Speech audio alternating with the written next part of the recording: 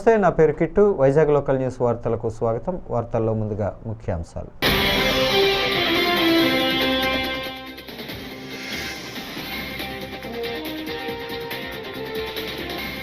ఢిల్లీలో కేంద్ర మంత్రి జయంత్ చౌదరితో మంత్రి లోకేష్ భేటీ.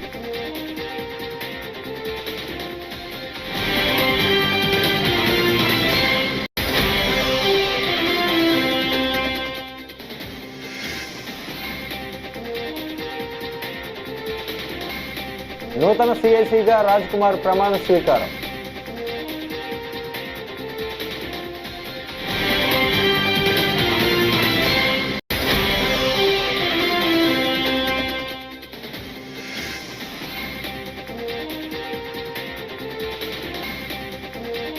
చంద్రబాబు కనీసం 10 మెడికల్ కాలేజీలు కట్టలేకపోతున్నారు. రోజా.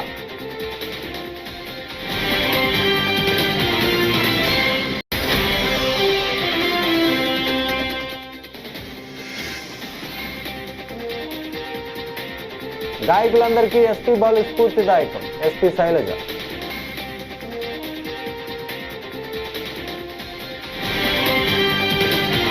ఇక డీటెయిల్స్ చూస్తే, మాజీ ఐఏఎస్ అధికారి రాజ్ కుమార్ గోయల్ నూతన చీఫ్ ఇన్ఫర్మేషన్ కమిషనర్ సిఐసిగా ప్రమాణ స్వీకారం చేశారు. రాష్ట్రపతి ద్రౌపది ముర్ము ఆయన చేత ప్రమాణ స్వీకారం చేయించారు. ప్రధాని మోదీ నేతృత్వంలోని కమిటీ రాజ్ కుమార్తో పాటు మరో 8 మందిని సమాచార కమిషనర్లుగా సిఫార్సు చేసింది. मुख्य सूचना आयुक्त श्री राज कुमार गोयल।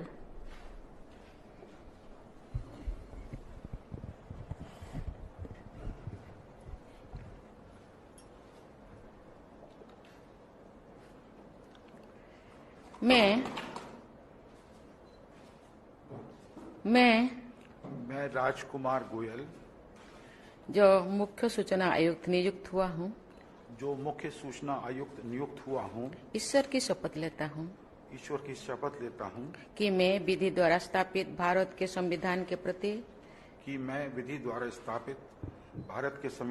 प्रति सच्ची श्रद्धा और निष्ठा रखूंगा। मैं भारत की प्रभुता और अखंडता अक्षुण्ण रखूंगा। तथा मैं सम्यक प्रकार से और श्रद्धापूर्वक तथा अपनी पूरी योग्यता ज्ञान और विवेक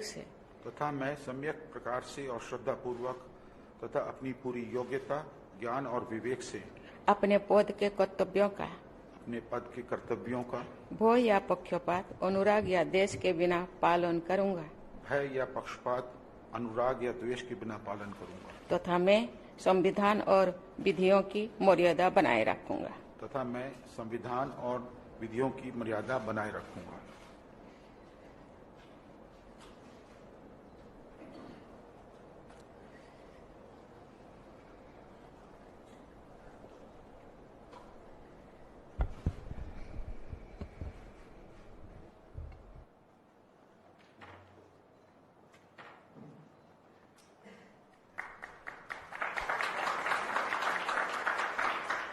ఏపీ మంత్రి నారా లోకేష్ ఢిల్లీ పర్యటనలో భాగంగా కేంద్ర మంత్రి జయంత్ చౌదరితో భేటీ అయ్యారు.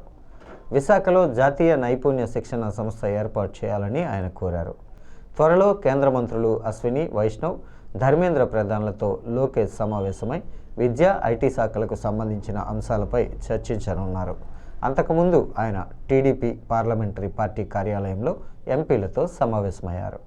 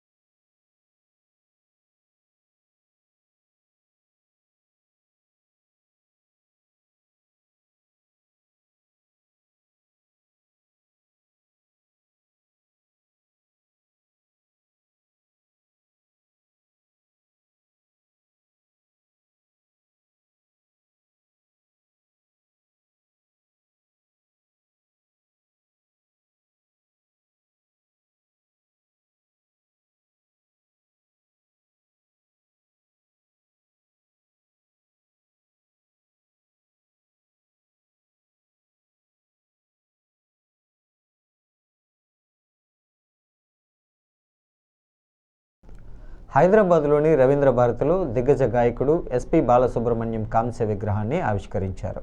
ఈ సందర్భంగా ఎస్పి బాలు సోదరి గాయని ఎస్పి శైలజ మాట్లాడుతూ ఎస్పి బాలు గాయకులందరికీ స్ఫూర్తిదాయకమని, తనకు అన్నయ్యగా కొత్త బాటను ఏర్పరిచారని తెలిపారు. విగ్రహం ఏర్పాటుపై జరుగుతున్న వివాదం గురించి తనకేమీ తెలియదని, ఇందులో తన ప్రమేయం కూడా ఏమీ లేదని సంగీత కమిటీ చూసుకుంటుందని ఆమె పేర్కొన్నారు. ఒక కొత్త ఒరవడిని సృష్టించి ఈ దారిలో వెళ్ళండి అన్నట్టుగా తను మాకు ఒక బాట సృష్టించి వెళ్ళాడు. అలాంటి వారికి వాళ్ళు ఇక్కడ విగ్రహావిష్కరణ అంటే మా అందరికీ ఎంతో సంతోషంగా ఉంది. ముఖ్యంగా మా ఏమంటారు వాయిద్య బృందం, సంగీత బృందం వాళ్ళు నడుము కట్టుకొని ఇది చేస్తున్నారండి. మాదేమీ లేదు, వాళ్ళు మొత్తం వాళ్ళే జరిపిస్తున్నారు. వాళ్ళ వెనకాల మేము ఉన్నాం అంతే. వాళ్ళ కూడా ప్రతి ఒక్కరికి పేరు పేరు నేను అసలు నాకు తెలియదండి. వివాదం నేను పట్టించుకోలేదు, నేను వెళ్ళలేదు. టు బి ఫ్రాంక్ నాకు తెలియదు. మేడం, ఒక విషయం, ఎస్పి బాలసుబ్రహ్మణ్యం గారికి ఘంటసాల విగ్రహం పట్టిన ఈ ప్రాంగణంలో నాకు కూడా విగ్రహం పెట్టాలి, ఆయన కోరిక ఉన్నట్లు. అవునండి, ఆయన అన్నారట. ఆ కోరిక మన ఆర్కెస్ట్రా వాళ్ళ దగ్గర వ్యక్తం చేశారట. ఇక్కడే నాకు కూడా పెడితే బాగుంటుందేమో అని. అప్పుడు వాళ్ళందరూ తిట్టారట, ఎందుకన్నా అట్లా మాట్లాడతారు అని. అది ఇప్పుడు అలాగే నెరవేరింది సార్. ఏ సందర్భంలో అనడం జరిగింది మేడం? ఏ సార్, ఏ సందర్భంలో? ఇది అక్కడికి మార్చిన తర్వాత సార్, మొదట అక్కడి నుంచి ఇక్కడికి మార్చారు కదా, అప్పుడు పెద్ద ఉత్సవం జరిగింది ఇక్కడ. ఎంఎస్ విశ్వనాథ్ గారు అందరు వచ్చారు. అప్పుడు మా అన్న వాళ్ళ దగ్గర, మా కృష్ణన్న వాళ్ళ దగ్గర అనడం జరిగిందనమాట. అది ఇప్పుడు నిజమైంది. అంటే సినిమా ఇండస్ట్రీకి సంబంధించిన వాళ్ళు చాలా మంది రావాల్సి ఉండే, ఎందుకోసం ఈరోజు పెద్దగా రాలేదు ఇక్కడికి? నాకు టు బి ఫ్రాంక్ నాకు తెలియదు సార్. అంటే నేను ఇందులో నా పార్టిసిపేషన్ అంటూ ఏం లేదు, అంతా మా అన్న వాళ్ళే, మా వాళ్ళే చూసుకున్నారు. నేనేం రావటం, ఇక్కడ కూర్చోవటం, అన్నకు దండం పెట్టుకోవటం, పెద్దవాళ్ళకి నమస్కారం చేసుకోవటం, ఇంతవరకే నా పని అండి. అంటే ఇండస్ట్రీ వాళ్ళకి ఏమైనా ఇన్విటేషన్ కార్డులు ఇచ్చిందా గవర్నమెంట్ కానీ మీ సినిమాకి సంబంధించిన?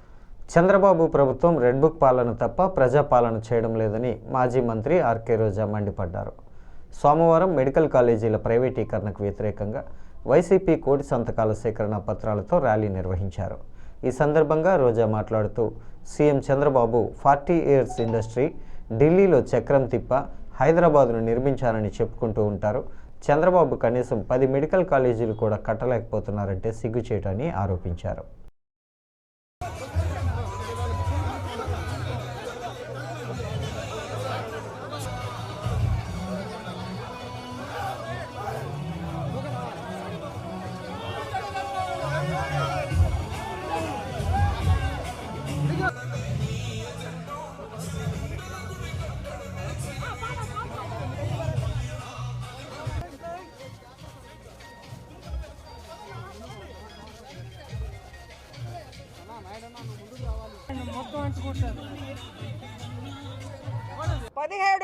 మెడికల్ కాలేజీలకి శ్రీకారం చుట్టాడు. పర్మిషన్స్ తెచ్చి వాటిని కన్స్ట్రక్ట్ చేయడం కూడా జరిగింది. 7 పూర్తి చేశాడు. మిగతా 10 పూర్తి చేయాల్సిన బాధ్యత కూటమి ప్రభుత్వం మీద ఉంటే, ఈరోజు నాకు 40 ఏళ్ల సర్వీస్ ఉంది, నేను ఢిల్లీలో చక్రం తిప్పి హైదరాబాద్ కట్టానని చెప్పుకునే వ్యక్తి కనీసం 10 మెడికల్ కాలేజీలు కట్టలేకపోతున్నాడంటే ఎంత సిగ్గు చేయటో ఒకసారి మీ అందరూ కూడా ఆలోచించాలి. ఈరోజు పేద విద్యార్థులు ఎవరైతే డాక్టర్ల వాళ్ళని కలలు కన్నారో వాళ్ళ కలల్ని కల్లలు చేస్తూ పేదలకి ఉచిత వైద్యం అందుతుంది, ఈ మెడికల్ కాలేజీలో సూపర్ స్పెషాలిటీ హాస్పిటల్స్ వస్తాయని కలలు కన్న వాళ్ళ కలలు చేసే విధంగా ఈ ప్రభుత్వ మెడికల్ కాలేజీని ప్రైవేటీకరించడం చాలా దురదృష్టకరం. విజయనగరం జిల్లా రాజాం పట్టణంలో ప్రముఖ సినీ నటి శ్రీలీల సందడి చేశారు. ఓ షాపింగ్ మాల్ ప్రారంభోత్సవ కార్యక్రమంలో ఆమె పాల్గొన్నారు. షాపింగ్ మాల్లోని పలు చీరలను ప్రదర్శించారు. అనంతరం షాపింగ్ మాల్ ఎదుట స్టేజ్పై సెల్ఫీలు తీసుకుంటూ సందడి చేశారు. మాదక ద్రవ్యాలకు యువత దూరంగా ఉండాలని రాజాం పట్టణ పోలీసుల సమక్షంలో పిలుపునిచ్చారు.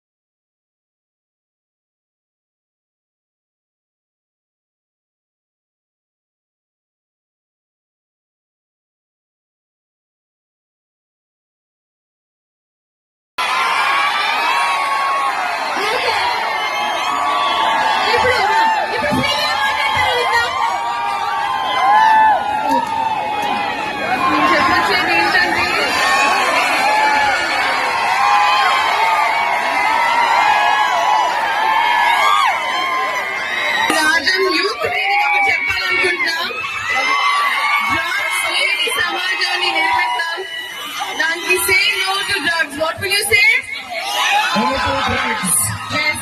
Okay, please. మీరు యూత్ గా ఇది ఫాలో అవ్వాలి. అలాగే మీకు తెలిసిన వాళ్ళకి కూడా please make sure you spread the message. No to drugs. Thank you. Thank you so much. Fire safety is everyone's responsibility. Fire extinguisher ఎలా యూజ్ చేసుకోవాలో తెలుసుకోండి. ఎమర్జెన్సీ టైంలో ప్యానిక్ అవ్వకుండా మాల్లో ఎమర్జెన్సీ ఎగ్జిట్ తీసుకోండి.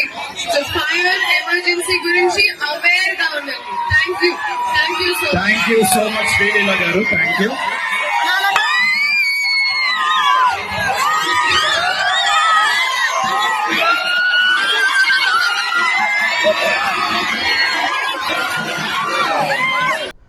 తెలుగు ప్రజలంతా ఐక్యంగా ఉండాలనే ఆశయంతో ఆమరణ నిరాహార దీక్ష చేసి ప్రాణత్యాగం చేసిన అమరజీవి శ్రీ పొట్టి శ్రీరాములు విగ్రహం ఏర్పాటు చేసే స్తోమత ప్రభుత్వానికి లేదా అని మాజీ మంత్రి వెల్లంపల్లి శ్రీనివాస్ సీఎం చంద్రబాబుని నిలదీశారు. అమరావతి కోసం 1,00,000 కోట్లు ఖర్చు చేస్తామని చెప్పే చంద్రబాబు ఏడాదిన్నరలో 2,66 కోట్లు అప్పు తెచ్చాడని, కానీ అమరజీవి విగ్రహ ఏర్పాటుకు మాత్రం చందాలు వసూలు చేసుకోమని చెప్పడం సిగ్గుచేటని మండిపడ్డారు.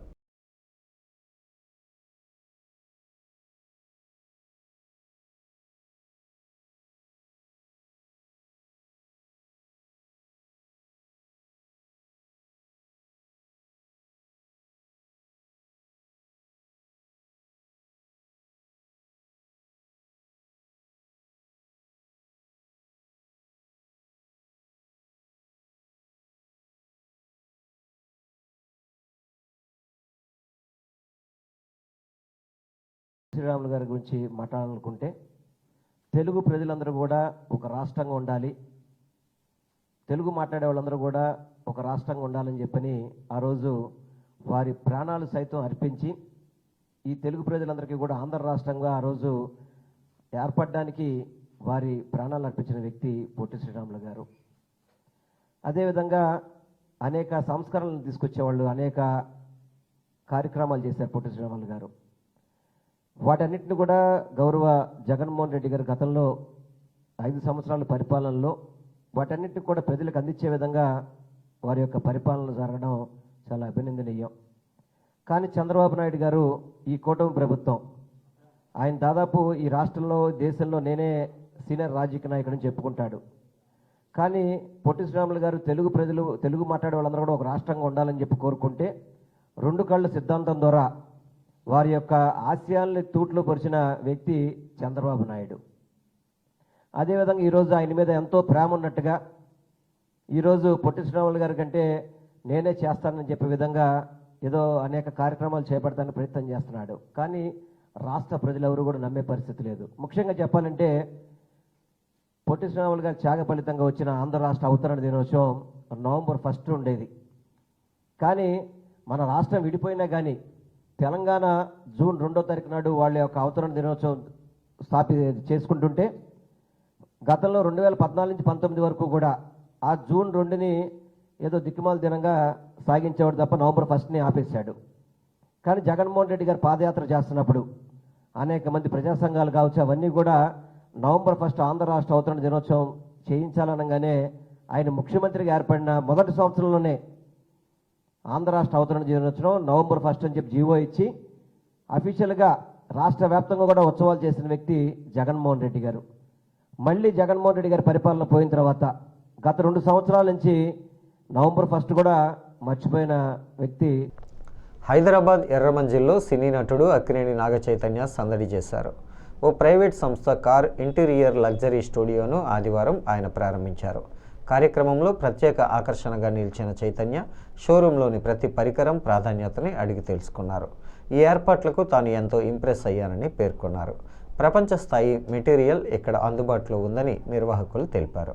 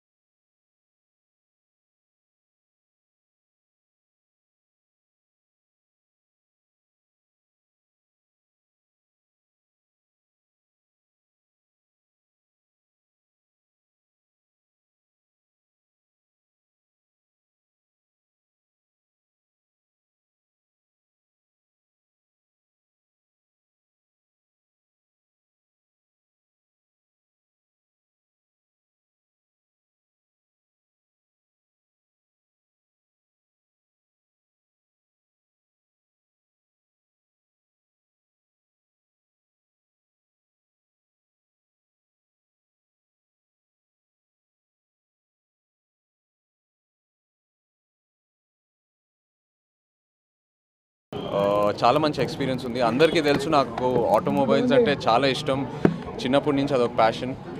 సో నాకు కార్స్, రేసింగ్ ఇవన్నీ బాగా ఇష్టం, బాగా ఫాలో అవుతాను.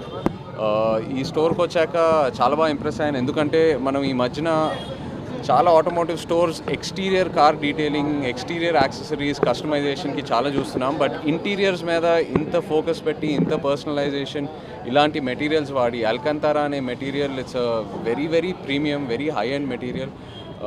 అండ్ వీళ్ళు ఎక్స్క్లూజివ్ అల్కంతారా డీలర్స్ ఇండియాకి. It's a beautiful material. మీరు అందరు పర్సనల్గా వచ్చి అది ఎక్స్పీరియన్స్ చేయాలి. అదే కాకుండా వాళ్ళు యూజ్ చేసే leather, stitching, detailing, and I think you have a configurator also, no? That you've seen.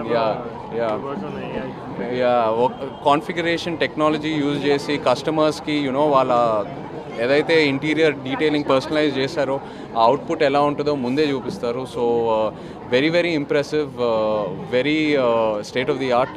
So తప్పకుండా మీరు అందరూ వచ్చి ఎక్స్పీరియన్స్ చేయండి. I'm really impressed. I love automobiles, I love cars, and so I'm very impressed. I'd like to wish Ashwath all the very best. Congratulations to you. Yeah, all the very best. రాష్ట్ర వ్యాప్తంగా వెలువడిన air force ఎంపికలలో Visakha defence academy VDA విద్యార్థులు చరిత్ర సృష్టించారు. ఈ సందర్భంగా VDA directors Bandi Srinivasarao, DSS Krishnakumar, principal సీతామహాలక్ష్మిలు మాట్లాడుతూ రాష్ట్ర వ్యాప్తంగా నిర్వహించిన ఎయిర్ ఫోర్స్ ఎంపికలలో తమ సంస్థ VDA నుండి 10 మంది విద్యార్థులు ఎంపిక కావడం, అందులోనూ 4 అమ్మాయిలు ఎంపిక కావడం చాలా సంతోషంగానూ ఉందన్నారు. ఈ విద్యార్థుల ఎంపికపై వారి తల్లిదండ్రులు కూడా హర్షం వ్యక్తం చేశారని అన్నారు.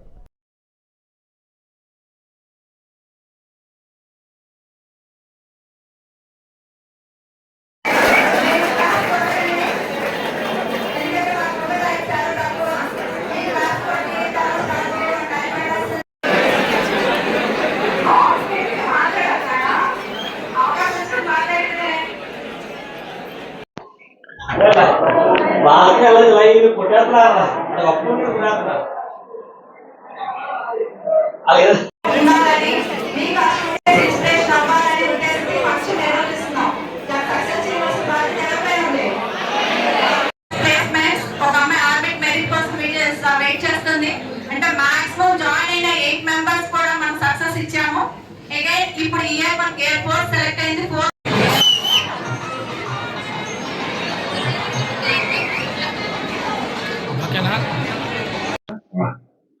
నా పేరు గౌతమ్, మాది శ్రీకాకుళం జిల్లా కోటబొమ్మల్లి మండలం జర్జంగి విలేజ్ అనే గ్రామం నుంచి వచ్చాను. నా 10th పూర్తి అవగానే ఇంటర్ ప్లస్ డిగ్రీ ఇక్కడే జాయిన్ అయ్యాను. ఇంటర్లో నాకు 950 మార్క్స్ వచ్చాయి. డిగ్రీలో ఫస్ట్ ఇయర్ కంప్లీట్ అవగానే second year third year complete అవగానే నాకు ఇండియన్ ఎయిర్ ఫోర్స్లో జాబ్ రావడం జరిగింది. ఆంధ్రప్రదేశ్లో 107 క్యాండిడేట్స్లో నాకు 12th ర్యాంక్ రావడం జరిగింది. సో దీనికి కారణం VDA డిఫెన్స్ అకాడమీ. సో ప్రతి ఒక్క విద్యార్థి కూడా జాయిన్ అవ్వాలంటే విశాఖ డిఫెన్స్ అకాడమీ చూస్ చేసుకుంటారని ఆశిస్తున్నాను. Thank you VDA.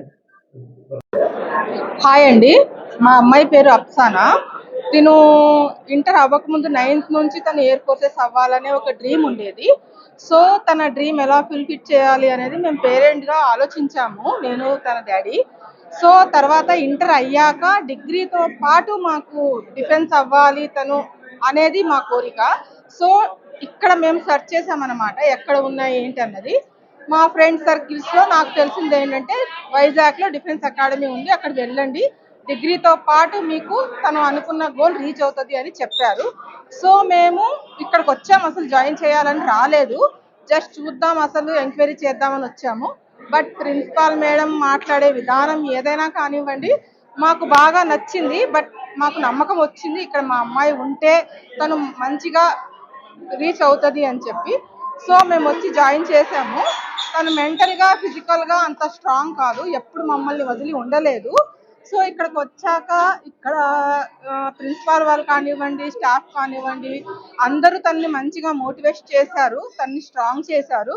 సో తను అనుకున్నది తను రీచ్ అయ్యగలిగింది అంటే డిఫెన్స్ అకాడమీలో తను చదవడం వల్ల ప్లస్ అన్ని ప్రాక్టికల్గా చేయడం వల్ల. సో నేను ప్రతి పేరెంట్కి ఏం చెప్తానంటే మన పిల్లలు వాళ్ళ ఫ్యూచర్ ఎలా కావాలో వాళ్ళ కోరికలు మనం తీర్చడం మన బాధ్యత. సో మనం ఎక్కడైనా కానీ సెర్చ్ చేసి మంచి ప్లేస్లో రీచ్ అయ్యేలా చేస్తే అదే మనకి ఒక ప్రౌడ్గా ఫీల్ అవుతాము. సో తిను ఇండియన్ ఆర్మీగా సెలెక్ట్ అయ్యింది అంటే యాజ్ ఎ పేరెంట్గా నాకు చాలా హ్యాపీగా ఉంది. నేనైతే మంచిగా సజెస్ట్ చేస్తాను డిఫెన్స్ అకాడమీలో జాయిన్ చేయమని. Thank you so much. నా పేరు శ్రీనివాస్, విశాఖ డిఫెన్స్ అకాడమీ విద్యా సంస్థలు. విశాఖ డిఫెన్స్ అకాడమీ విద్యా సంస్థలు రీసెంట్గా జరిగినటువంటి ఎయిర్ ఫోర్స్ ఎగ్జామ్స్లో మనం రాష్ట్ర వ్యాప్తంగా 9 మంది విద్యార్థులు సెలెక్ట్ అయితే అందులో విశాఖ డిఫెన్స్ అకాడమీ నుంచి 3 సెలెక్ట్ అయ్యారు. అదేవిధంగా చెన్నైలో జరిగిన ఎయిర్ ఫోర్స్ ఓపెన్ ట్రయల్లో ఏపీ మొత్తం మీద 5 తీస్తే అందులో విశాఖ డిఫెన్స్ అకాడమీ నుంచి ఒక అమ్మాయి సెలెక్ట్ అయింది. టోటల్గా బాయ్స్ అండ్ గర్ల్స్ మొత్తం కలిపి 10 మంది రీసెంట్గా జరిగిన ఎయిర్ ఫోర్స్ ఎలక్షన్స్లో సెలెక్ట్ అవ్వడం జరిగింది. దానికి ఏంటంటే రీసెంట్గా పేరెంట్స్ అందరినీ పిలిపించి ఎవరైతే ఇందులో సెలెక్ట్ అయ్యారో ఎయిర్ ఫోర్స్ ర్యాలీలో కానీ ఎగ్జామ్స్లో కానీ సెలెక్ట్ అయిన పేరెంట్స్ అందరికీ సన్మానం చేయడం జరిగింది. మరీ ముఖ్యంగా ఏంటంటే ఎయిర్ ఫోర్స్ ఎగ్జామినేషన్ సెలెక్ట్ అవ్వాలంటే దానికి 5 స్టేజెస్లో ఎగ్జామ్ ఉంటుంది. ఈ 5 స్టేజెస్లో కూడా పూర్తి చేసిన వాళ్ళకి ఎయిర్ ఫోర్స్ ఎగ్జామ్లో జాబ్ రావడం జరుగుతుంది. దానికి ఏంటంటే కంప్లీట్గా ఒక ప్రణాళిక ప్రకారంగా పిల్లల్ని చదివించాలి. స్టెప్ బై స్టెప్ వాళ్ళకి మోడల్ ఎగ్జామ్స్ కండక్ట్ చేసుకోవాలి. రోజు కూడా నైట్ స్టడీ అవర్స్ కానీ మార్నింగ్ స్టడీ అవర్స్ కానీ మనం కండక్ట్ చేసుకుంటూ వాళ్ళు ప్రిపేర్ చేసినట్లయితే ఎయిర్ ఫోర్స్ ఎగ్జామ్స్లో సెలెక్ట్ అవ్వడం చాలా ఈజీగా ఉంటుంది. గత 23 సంవత్సరాలుగా ఎయిర్ ఫోర్స్, నేవీ, ఆర్మీలో ఈ విడియా విద్యా సంస్థలు అనేది చాలా కృషి చేస్తూ చాలా కొన్ని వేల మంది విద్యార్థుల్ని డిఫెన్స్ సర్వీస్లో పంపించడం జరుగుతుందన్నమాట. అదేవిధంగా రాష్ట్ర వ్యాప్తంగా జరిగే ఏ కాంపిటేటివ్ ఎగ్జామ్స్ అయినా అంటే ఈ కోచింగ్ అనేది ఏంటంటే రేపొద్దున రైల్వే ఎగ్జామ్స్ కానీ, బ్యాంకింగ్ ఎగ్జామ్స్ కానీ, సిఎస్ఎఫ్ కానీ, బిఎస్ఎఫ్ కానీ ఏదైనా స్టేట్ గవర్నమెంట్, సెంట్రల్ గవర్నమెంట్ ఏ ఉద్యోగాలకైనా ఈ కోచింగ్ అనేది ఉపయోగపడుతుంది. అంటే ఈ డిఫెన్స్లోకి వెళ్ళాలంటే జీవీఎంసీ 65వ వార్డు వాంబే కాలనీ గరుడాద్రి కొండపై కొలువుదీరిన శ్రీదేవి ఆండాల్ సమేత స్వయంభూ వైకుంఠ వెంకటేశ్వర స్వామి ఆలయంలో ఆలయ ధర్మకర్త మంత్రి మంజుల, చైర్మన్ దొడ్డి రమణ ఆధ్వర్యంలో ఆలయ ప్రధాన అర్చకులు స్వామి ఎం భాస్కరాచార్యులు కరపత్రాలను విడుదల చేశారు. ఈ సందర్భంగా వారు మాట్లాడుతూ ఈ నెల 16వ తేదీ మంగళవారం ధనుర్మాసం ప్రారంభోత్సవం సందర్భంగా స్వామివారికి శ్రీ సుదర్శన నారసింహ హోమంతో ప్రారంభం అవుతుందని, 17వ తేదీ బుధవారం నుంచి 14వ తేదీ జనవరి 2026వ తేదీ వరకు స్వామివారికి సుప్రభాత సేవ, ఆరాధన సేవాకాలం, మంగళ స్నానం, పంచామృత అభిషేకాలతో పాటు విశిష్ట పూజా కార్యక్రమాలు నిర్వహించడం జరుగుతుందని తెలిపారు.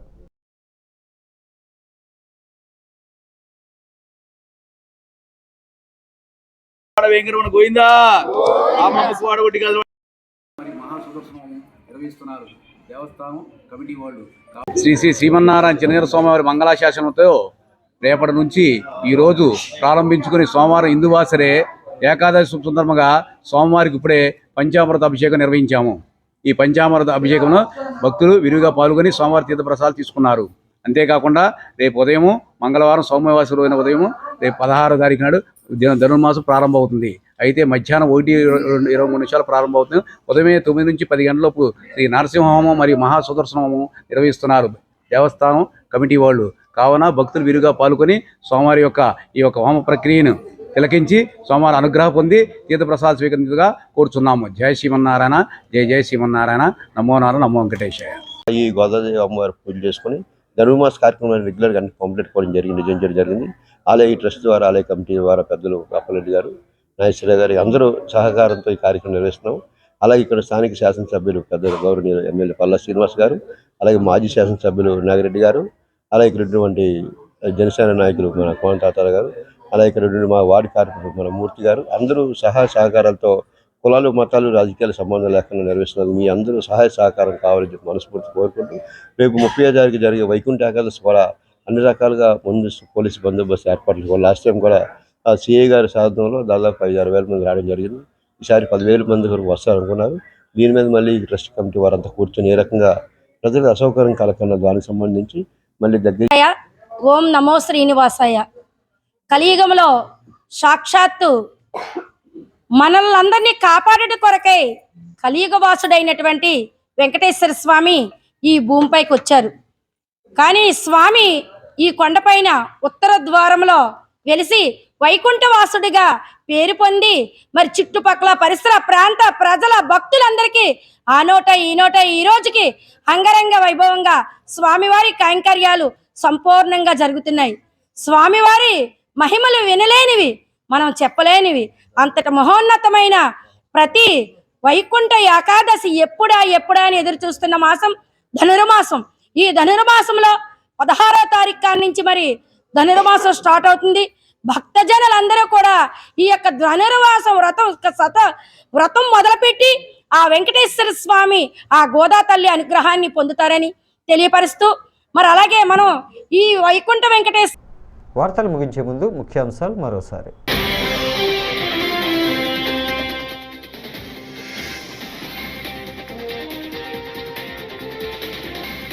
ఢిల్లీలో కేంద్ర మంత్రి జయంత్ చౌదరితో మంత్రి లోకేష్ భేటీ.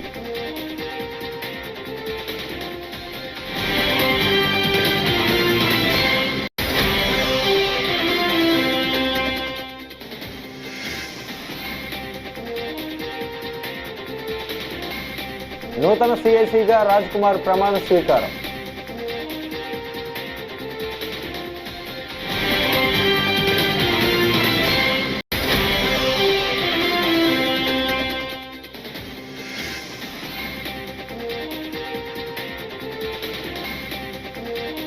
చంద్రబాబు కనీసం 10 మెడికల్ కాలేజీలు కట్టలేకపోతున్నారు. రోజా.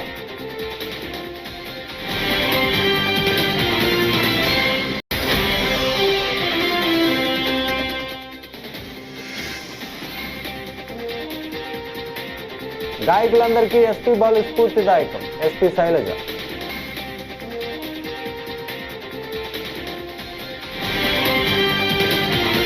ఈ వార్తలు ఇంతటితో సమాప్తం. తిరిగి మరో తాజా బులెటిన్లో మళ్ళీ కలుసుకుందాం. అంతవరకు సెలవు. నమస్కారం.